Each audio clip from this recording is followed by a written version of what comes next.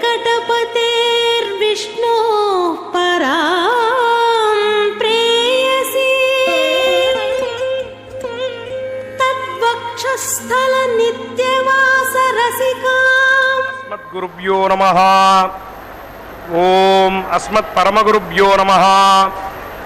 ओम अस्मत्परमेष्टिगुरुभ्यो नमः। ओम अस्मत्सर्वगुरुभ्यो नमः। श्री वासुदेवादि गुरुभ्यो नमः। प्रणम्य शिरसा देवं नारायणमशेषकं रमावक्षोजकस्तूरी पंकमुद्रित वक्षसं वंदे लक्ष्मीपतिं देवं शंखचक्रगदाधरं विद्यामूर्तिं हयग्रीवं शब्दार्थज्ञानलब्धये अमृतात्मा तमेगाभं अमृताहरणं विभुं श्री पांचरात्र आगमाचार्यं वंदे वैकुंठभूपतिं शुक्लांभरधरं विष्णुं शशिवर्णं चतुर्भुजं प्रसन्नवदनं ध्यायेत् सर्वविघ्नोपशान्तये यस्यद्भिरदवक्त्राद्याः पारिषद्याः परस्सतं विघ्नं निघ्नं च सततं विश्वक्सेनं तमाश्रये। अंदरू वारी वारी गोत्रमुलु నామధేయము నక్షత్రము కుటుంబంలోని సభ్యుల పేర్లు ఒకసారి మనసులో సంకల్పించండి. எல்லாரும் அவளுடைய கோத்திரம் நாமதேய நட்சத்திரம் குடும்பத்தில் எல்லாருடைய நாமதேய நட்சத்திரம் மனசில் ஒரு வாட்டி சங்கல்பம் பண்ணுங்க. சர்வேஷாம் பக்தஜனானாம் க்ஷேமஸ்தைரிய விஜயவீரிய அபய ஆயுராரோக்கிய ஐஸ்வர்ய अभिवृद्ध्यर्थं धर्मार्थ काम्यमोक्ष चतुर्विध फलपुरुषार्थ सिद्ध्यर्थं मनोवांछता फलसिद्ध्यर्थं आरोग्य दृढ़गात्र वज्रशरीराभिवृद्ध्यर्थं लोकक्षेमाभिवृद्ध्यर्थं श्री पद्मावती श्रीनिवास कृपाकटाक्षसिद्ध्यर्थं तिरुकल्याण महोत्सवम् आचार्यमुखेन अद्य करिष्ये सर्वं श्री वेंकटेशार्पणमस्तु गोविंदा। ओम श्री पद्मावती देव्यै नमः। श्री अलर्मेल मंगा नायिका समेत श्री श्रीनिवास परब्रह्मणे नमः। कमला कांता कारुण्य गंगा प्लावित मत्विदान பெருமாளுக்கு ஏற்றம் கமலத்தில் வீட்டிருக்கும் தாயாரால், தாயாருக்கு ஏற்றம் பெருமாளால். தாயாருக்கும் தயை உண்டு, அவளுடைய மணாளனாகிய திருவேங்கடமுடையானுக்கும் தயை உண்டு. இருவருமே சேர்ந்திருக்கும் போது அந்த விசேஷம் எவ்வளவு மடங்காகும். பங்கையத்தால் திருவருளும் எம்பெருமான் திருவருளும் ஒரு சேர நம்மேல் பொழிய நாம் எவ்வளவு பாக்கியம் செய்திருக்க வேண்டும். அந்த பாக்கியம் இப்போது நமக்கு கிட்டியிருக்கிறது. இந்த நித்திய கல்யாண உற்சவத்தில் இருவரையும் ஒன்றாக தரிசிக்கும் பாக்கியத்தை நாம் பெற்றிருக்கிறோம். அதிலும் இன்று வியாழக்கிழமை, குருவுக்கு உகந்த வாரத்தில் நாம் தாயாரை ஆச்சாரிய ஸ்தானத்தில் வைத்தே வழிபடுவோம். ஒரு ஆச்சாரியன் எப்படி தனது சிஷ்யர்களுக்கு நன்மைகளை போதித்து தவறுகளை திருத்துகிறாரோ அதே போல தாயாரும் இந்த திருச்சானூருக்கு வந்து தன்னை வழிபடும் பக்தர்களின் குறைகளை நீக்கி பாப்பங்களை போக்கி நல்ல புருஷனாக்கி எம்பெருமானை சேவிக்க திருமலைக்கு அனுப்புகிறாள். இதற்கு ஒரு உதாரணம் சொல்கிறேன் பாருங்கள். அந்த தயாதேவி நம் போன்றவர்களுக்காக பரிந்து பேசி வாதாடி எம்பெருமானை நமக்கு அருள் தரச் செய்கிறாள். ஒரு குழந்தை ஒரு தவறு செய்து விடுகிறது. பிறகு தன் தவற்றை உணர்ந்து நேராக அம்மாவிடம் போய் அதை சொல்லி அழுகிறது. ஏனெனில் அப்பாவிடம் போக பயம். அம்மா என்ன செய்கிறாள்? குழந்தையை தேற்றிவிட்டு அதன் தந்தையிடம் போய் குழந்தைக்காக பரிந்து பேசுகிறாள். ஏதோ குழந்தை தெரியாமல் தப்பு செய்து விட்டான், அவனை நீங்கள் மன்னிக்க கூடாதா? நம்மை விட்டால் அவனுக்கு வேறு யார் இருக்கிறார்கள்? இனிமேல் அவன் அப்படி செய்யாதபடி நான் பார்த்து கொள்கிறேன் என்று அந்த பொறுப்பையும் தன் மீதே போட்டுக்கொள்வாள். தாய்மையின் லட்சணம் இது. அவளுடைய வாத்சல்யம் அப்படி. இதைத்தான் நமது பத்மாவதி தாயார் நமக்காக செய்கிறாள். ஸ்ரீ வெங்கடேச பிரபத்தியின் முதல் ஸ்லோகமே இதை நமக்கு பிரதிபலிக்கிறதல்லவா? ஈசானாம் ஜகதோஸ்ய வெங்கடபதேர் விஷ்ணூர் பராம் பிரேயசீம் தத்பக்தஸ்தல நித்யவாச ரசிகாம் தக்ஷாந்தி சம்பர்தினிம் ಪದ್ಮಾಲಂಕರದ ಪಾಣಿಪಲ್ಲವ ಯುಗಾಂ ಪದ್ಮಾಸನಸ್ತಾಂ ಶ್ರಿಯಂ ವಾತ್ಸಲ್ಯಾದಿ குணோஜ்வலாம் பகவதீம் வந்தே ஜெகன்மாதரம். இப்படியாக தாயார் நமக்காக எம்பெருமான் நம்மீது சீற்றம் கொள்ளாதபடி நமக்காக பரிந்து பேசி நம்மை அந்த எம்பெருமானிடம் சேர்க்கிறாளாம். அவள் உலகம் முழுமைக்கும் தாயார். தாயாரை திரைலோக்கிய குடும்பினியும் என்று ஸ்லோகம் போற்றுகிறது. இதை பகு குடும்பி என்று கூட சொல்வார்கள். அதாவது நிறைய பிள்ளைகள், பெண்கள், பேரக்குழந்தைகள் என்று எத்தனையோ பேர் இருப்பார்கள். வீட்டில் ஒரு விசேஷம் என்றால் அவர்களுக்கு வெளியாட்களை கூப்பிட வேண்டிய அவசியம் கூட இல்லையாம். இதில் ஒன்றுவிட்ட சகோதர சகோதரிகள், அவர்களின் குழந்தைகள் கூட அடங்கும். அதுபோல பிராட்டி உலகமே போற்றும் தாயார். உலகம் முழுக்க அவளுக்கு குழந்தைகள்தான். அந்த ஸ்ரீ மகாலட்சுமியின் எத்தனையோ திருநாமங்கள் இருந்தாலும் அவளுக்கு தன்னை தாயார் என்று அழைப்பதில்தான் பெருமையாம். அவளுடைய அந்த வாத்சல்யம் அப்படி. அந்த தாயாரின் கருணை விழிகளில் அந்த வாத்சல்யம் பொங்கி ததும்புகிறது அல்லவா? ஒரு தாய்ப்பசு தன் கன்றினிடம் காட்டும் பரிவு போன்றது தாயார் நம்மிடம் காட்டும் பரிவு.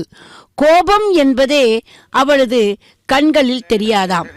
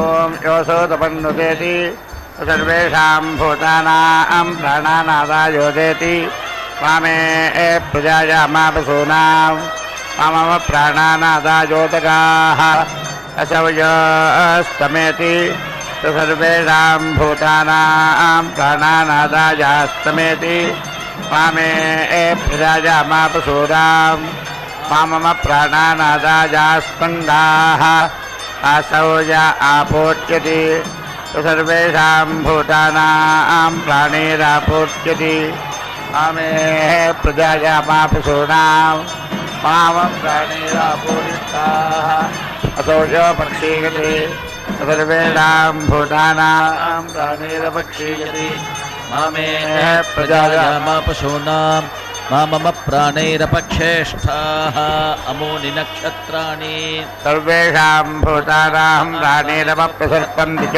सर्पन्ति च मामे प्रजायामापशूनां मम प्राणैरपप्रसृपतापोत्सृपता मे मासाश्चार्धमासाश्च सर्वेषां भूतानां प्राणैरपप्रसर्पन्ति च सर्पन्ति च मामे प्रजायामापसूनां मम प्राणैरपप्रसृपतापोत्सृपता यमऋतवः सर्वेषां भूतानां प्राणैरपप्रसर्पन्ति च सर्पन्ति च मामे प्रजायामापसूनां मम प्राणैरपप्रसृपतापोत्सृपता अयको संवत्सरः सर्वेषां भूतानां प्राणैरपप्रसर्पति चोत्सर्पति च मामे प्रजायामापसूनां मम प्राणैरपप्रसृपापोत्सृपा इदमहः सर्वेषां भूतानां प्राणैरपप्रसर्पति चोत्सर्पति च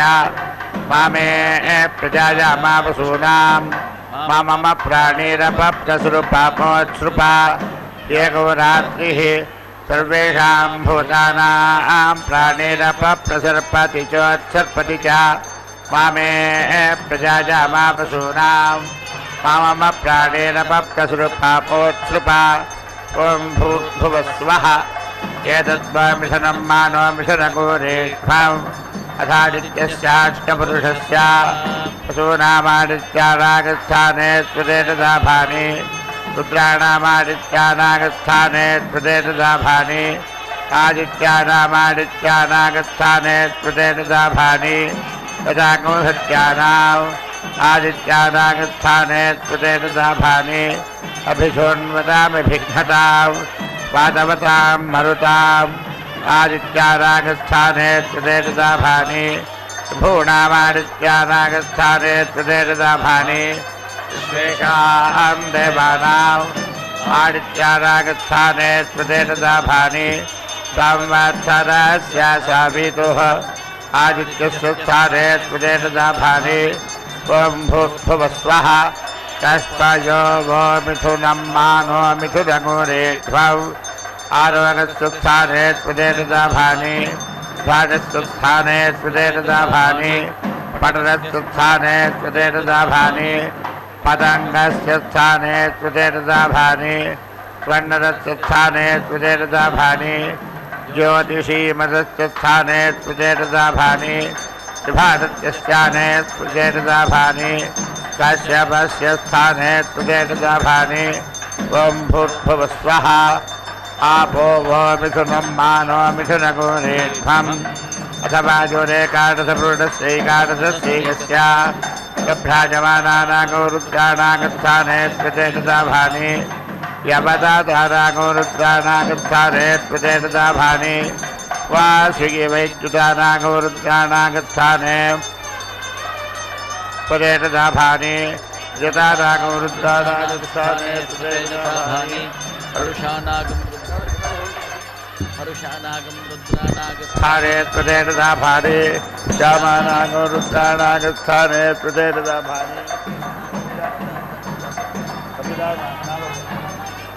स्मृतेजसाभानि अतिलोहितानागं रुद्रानागस्थाने स्मृतेजसाभानि ऊर्ध्वानागं रुद्रानागस्थाने स्मृतेजसाभानि उपसन्तानागं रुद्रानागस्थाने स्मृतेजसाभानि वैद्युतानागं रुद्रानागस्थाने स्मृतेजसाभानि तद्भ्राजमानीनागं रुद्राणीनागस्थाने स्मृतेजसाभानि यपदातीनागं रुद्राणीनागस्थाने स्मृतेजसाभानि वासिकी वैद्युतीनागं रुद्राणीनागस्थाने स्मृतेजसाभानि रजतानागं रुद्राणीनागस्थाने स्मृतेजसाभानि परुषानागं रुद्राणीनागस्थाने स्मृतेजसाभानि श्यामानागं रुद्राणीनागस्थाने स्मृतेजसाभानि कपिलानागं रुद्राणीनागस्थाने स्मृतेजसाभानि अतिलोहितीनागं रुद्राणीनागस्थाने स्मृतेजसाभानि ऊर्ध्वानागं रुद्राणीनागस्थाने स्मृतेजसाभानि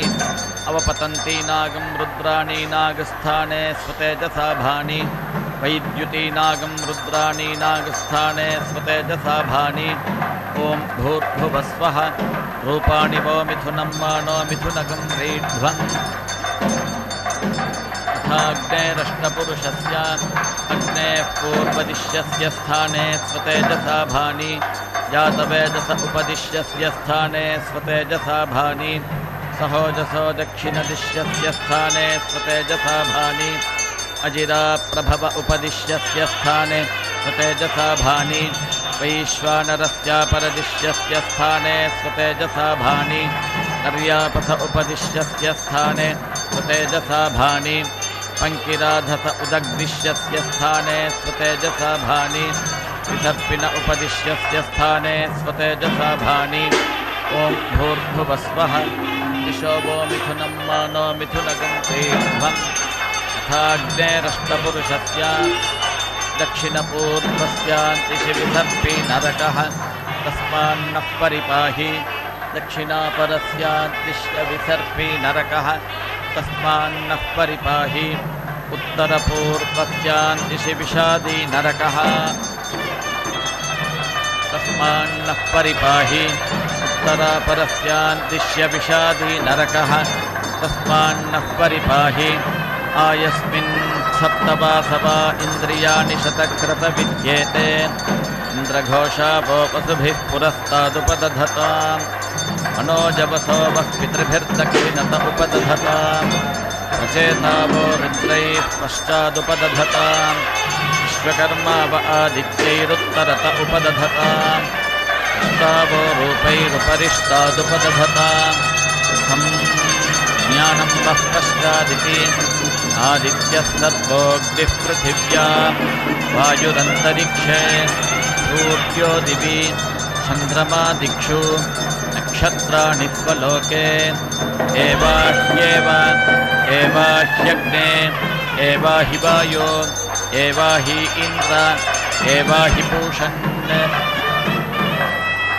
एवाहि देवाः आपमापामपः सर्वाः अस्मादस्मादितो मुतः अग्निर्वायुश्च सूर्यश्च सहसञ्चरर्धिया वायुवश्वारश्मिपतयः मरीच्यात्मानो अद्रुहः देवीर्भुवनसूवरीः प्रवत्वाय मे सुता महानाम्नीर्महामानाः महसो महसस्वः देवीः पर्जन्यसूवरीः प्रवत्वाय मे सुता अपाश्न्युष्णिमपारक्षः अपाश्न्युष्णिमपार्घम् अपाघ्रामपचावर्तिम् अपदेवीरितो हिता वज्रं देवीरजीतागिष्टा भुवनं देवसूवरीः आदित्यानदितिं देवी योनिनोर्ध्वमुदीशत शिवा नश्यन्तमा भवन्तु दिव्या आप ओषधयः स्मृडीका सरस्वती माते व्योमसन्दृशी योपां पुष्पं वेद पुष्पवान् प्रजावान् पशुमान् भवति चन्द्रमा वा अपां पुष्पं पुष्पवान् प्रजावान् पशुमान् भवति य एवं वेद योपामायतनं वेद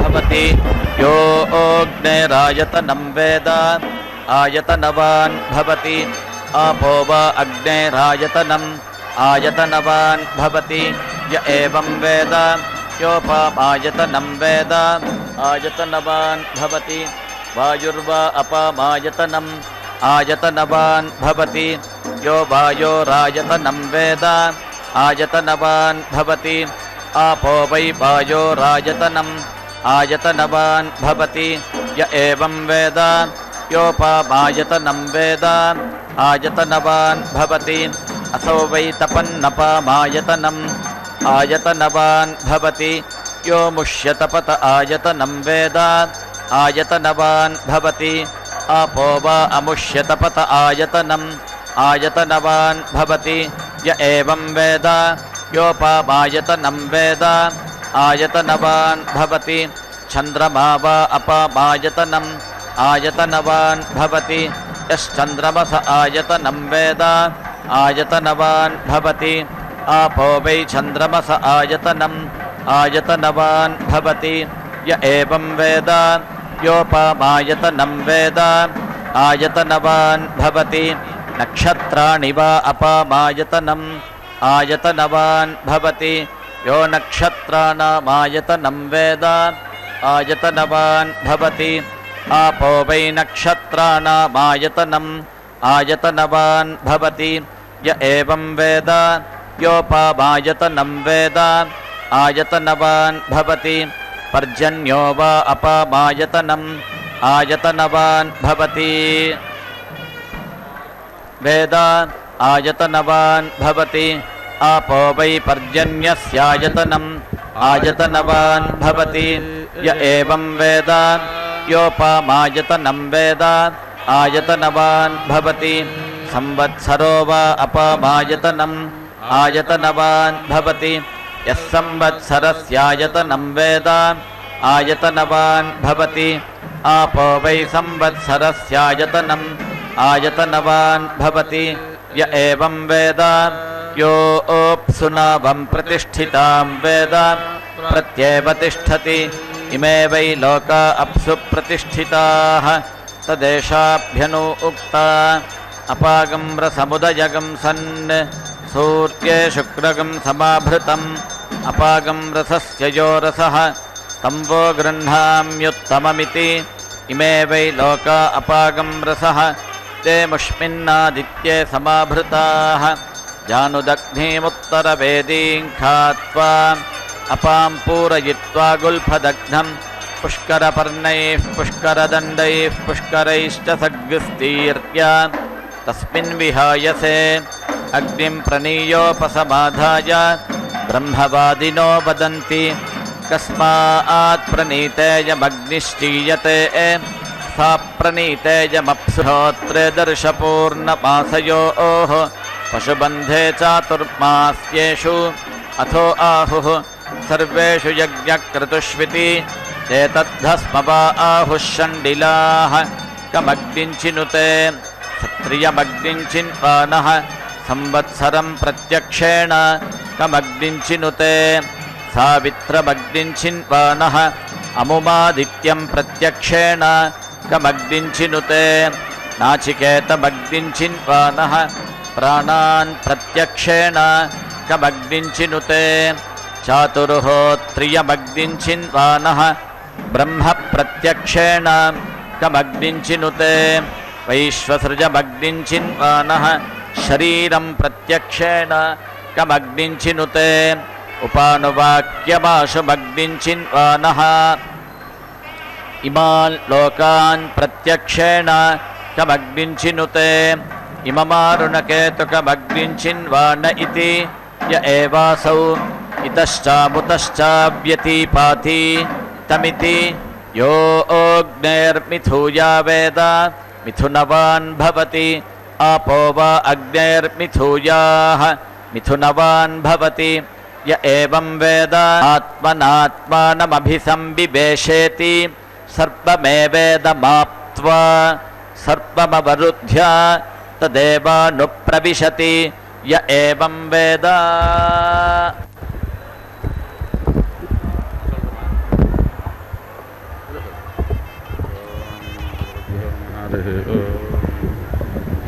प्रगद्भ्योदशोम्यं मध्याय ददत्यज्ञपात अविकृतं पाताजोतो यो अभिरक्षादित्वना अप्रजापोषपुरुधा विराजति उदित्यं जातवेदसं देवं वाहन्ति केतवाः दृशे विश्वाय सूर्यं येनापवकचक्षस भुरण्यं तञ्जनाौ अनु तं वारुणपश्यासि देव्या अध्वर्यो आगतग्रथेन सूर्यध्वज मध्वा यज्ञगसमं जाते तं प्रत्नथाजं वेणश्च अदयच्छित्रं देवानाम् आन इलाभिर्वितथेरतश्च विश्वानारस्य पिता देवजेतु अपि यथा आजुबाणो मत्सदनो विश्वं जगदपित्वे मानिषा यदत्तगच्छावित्रकन्नुदगाभिसूर्या सर्वं तदेन्द्रदेवसे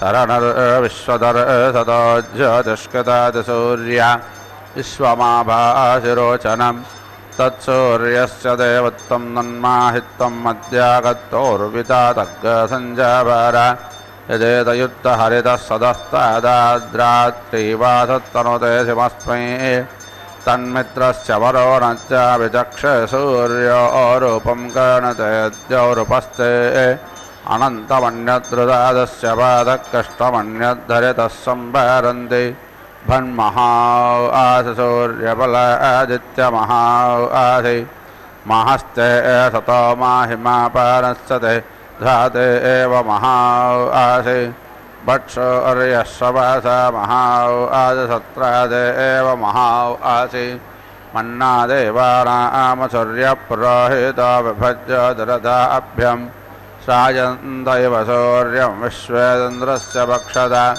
वसो न जाते जनामानवोजसा प्रतिभागं न धेदिमा अध्यादे एवावुदिता सूर्यस्य रग्ग आदप्रभृतानरावत्यात् तन्नो मित्रो वरुणो मामहन्तामते दृश्यन्तो पृथिवेव तद्यौः आकष्टयनरजसा वर्तमानो निभेदयन्नमतं मर्त्यञ्च हिरण्यजेनदभितारदेनादेवो यादिभुवनानि पश्यन् समास्त्वाग्निर्तवो वर्धयन्तु संवत्सरार्षायो याने सत्या तन्दिव्येनादिधिरोचरेण विश्वा आबाहि प्रतिसत्यतः सञ्जयस्वाग्ने प्रजाभूतैरमुच्चादिष्टमहते सौभागाय माचार्षदुपसत्ताते अग्ने ब्रह्माणते सन्तमान्ये स्वामग्ने वृणते ब्राह्मणा इमे शिवो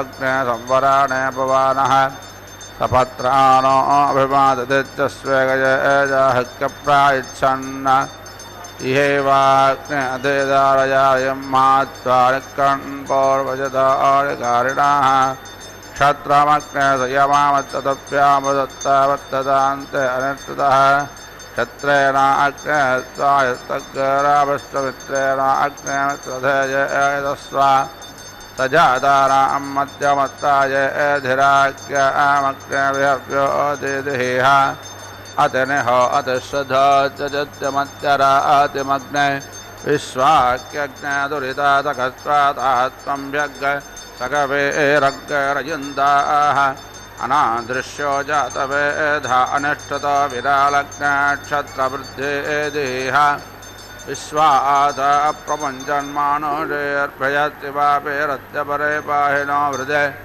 बृहस्पते तविदर्पोदयेनङ्गसग्गदेदं चिच्चन्तराङ्गसग्गदेशाधि वर्धयेनं महते सौभागाय विश्वाय नमो वदन्तु देवाः अमुत्रभूजादयत्यमत्य बृहस्पते अभिधत्तेरमुञ्चः प्रत्योगतामत्युरामत्युमत्पादेवामग्ने पिडजातेभिः समिद्धो अञ्जन्गतारं मतेनाङ्गतमग्ने मधो मत्पिण्वामानः वाजेवहन् वाजनं जातवेदो देवानां वक्षप्रयमासदस्तं गजराञ्जान् सम्पतो देवयानान् प्रजान् वाज्यपेददेवान् अनत्तास्ते प्रतिसस्यचन्दाग्रस्वधावस्मै यजमानाय देहि ईड्यत्ताजन्नादुत्तासिमेञ्चसप्ते अग्निष्टा देवेर्वसोभिस्सजोषा प्रीतं वह्निं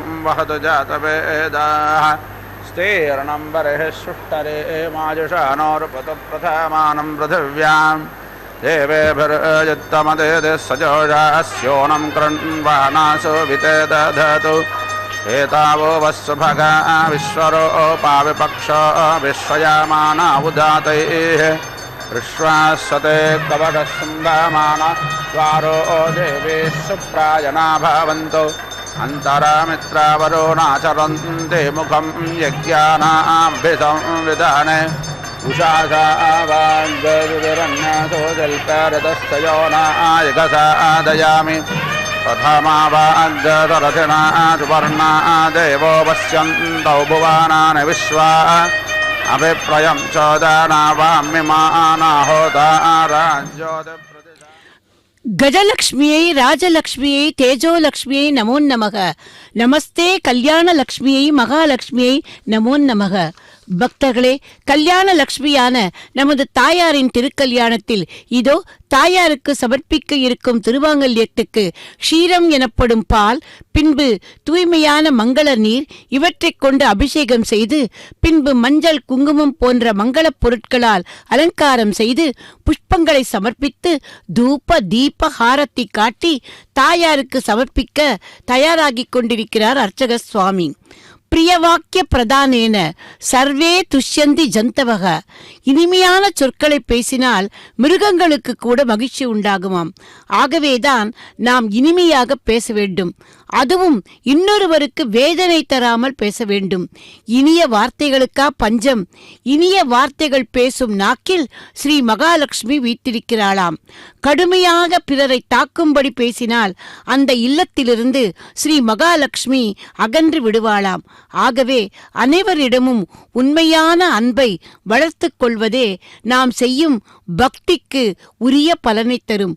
அத்தகைய பக்தியைத்தான் நாம் இந்த தாயாரிடம் வைத்தால் தாயார் நம்மிடம் வாத்சல்யத்தோடு இருப்பதோடு நாம் வேண்டும் வரங்களையும் தருவாள் அல்லவா? ஆகவே இந்த மாங்கல்ய பூஜை சமயத்தில் நாம் இந்த தாயாரிடம் இதையே வேண்டுவோம். நாம் ஏன் முதலில் தாயாரை சேவித்துவிட்டு பெருமாளை சேவிக்க போக வேண்டும் என்று பெரியோர்கள் சொல்கிறார்கள் தெரியுமா? இதற்கு கூட பல உதாரணங்கள் உண்டு. ஸ்ரீமத் ராமாயணத்தில் குகப்படலத்தில் குகனை ஏற்றுக்கொள்ளும் போது கூட முதலில் சீதா பிராட்டியின் அனுகிரகத்தை அவன் பெற்ற பின்னரே ஸ்ரீராமன் ஏற்றுக்கொண்டாராம். அதே போல ஸ்ரீரங்கத்தில் ராமானுஜ சரணாகதி பெறப் போகும்போது கூட ஸ்ரீரங்க நாச்சியாரை முன்னிட்டு கொண்டே ரங்கநாதரிடம் சரணாகதி கத்தியம் செய்தாராம். இதற்கு பெரியவாச்சான் பிள்ளை வியாக்கியானம் பண்ணுகிறார். கொடுப்பவன் பகவானாக இருந்தாலும் அந்த பகவானே நமக்கு எல்லாம் என்கிற உறுதி நமக்கு ஏற்பட வேண்டும். அந்த உறுதியை, அந்த நம்பிக்கையை நமக்கு அளிப்பவள் தாயார்தான். அவளது கடாட்சம் பெற்று நமக்கு பகவானிடம் நம்பிக்கை ஏற்பட்டு விட்டால் எது நடந்தாலும் நாம் கவலைப்பட மாட்டோம். பகவான் இருக்கிறார், அவர் பார்த்து கொள்வார் என்று விசிராந்தியாக இருப்போம். இதைத்தான் நாம் முதலில்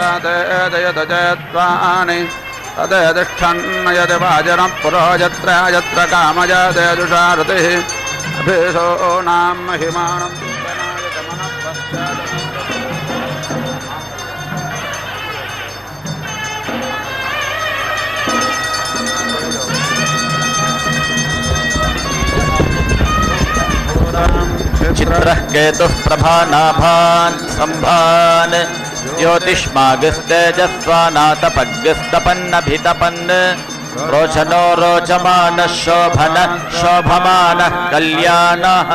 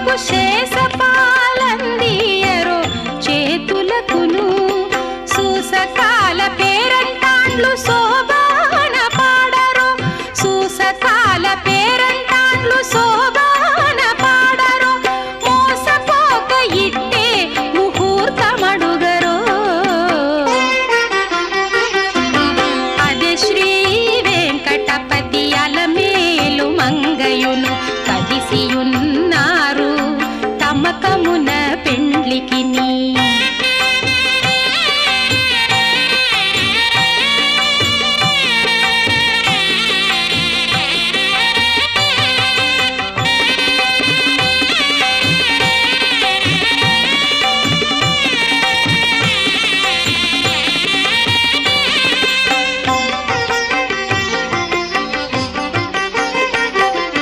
గక్కనను మంగళాష్టకములు చదువరో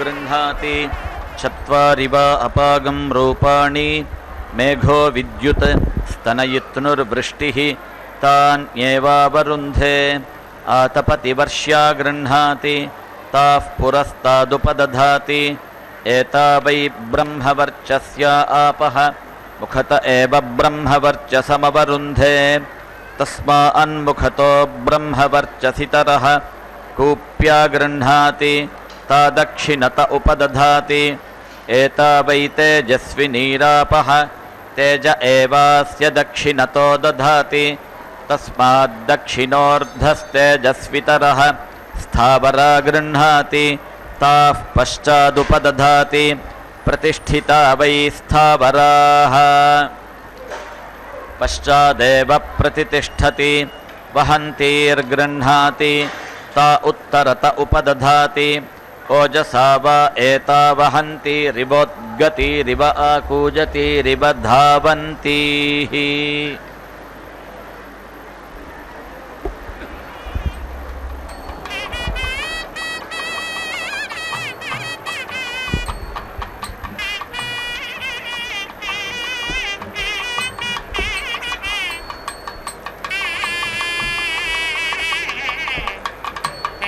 ॐ पूर्णाहुतिमुत्तमाञ्जुहोति सर्वं वै पूर्णाहुतिः सर्वमेवाप्नोति अथो इयं वै पूर्णाहुतिः अस्यामेव प्रतिष्ठति ॐ नारायणाय विद्महे वासुदेवाय धीमहि तन्नो विष्णुः प्रचोदयात् स्वाहा ॐ महादेवाय विद्महे विष्णुभद्राय धीमहि तन्नो लक्ष्मी प्रचोदयात् स्वाहा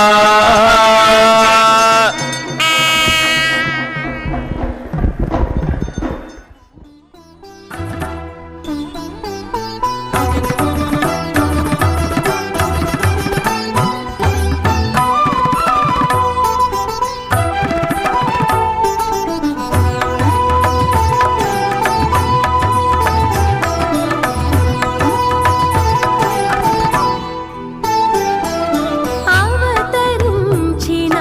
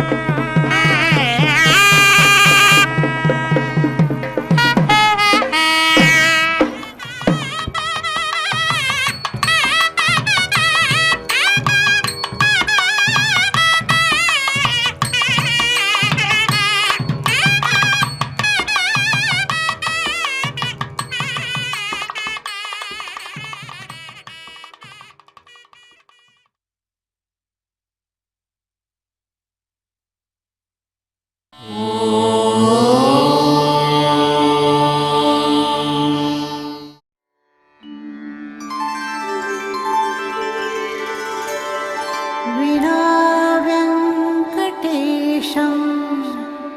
ननाथो ननाथः सदा वेङ्कटेशं स्मरामि स्मरामि हरे वेङ्कटेश प्रसीद प्रसीद प्रियं वेङ्कटेश प्रयच्छ प्रयच्छ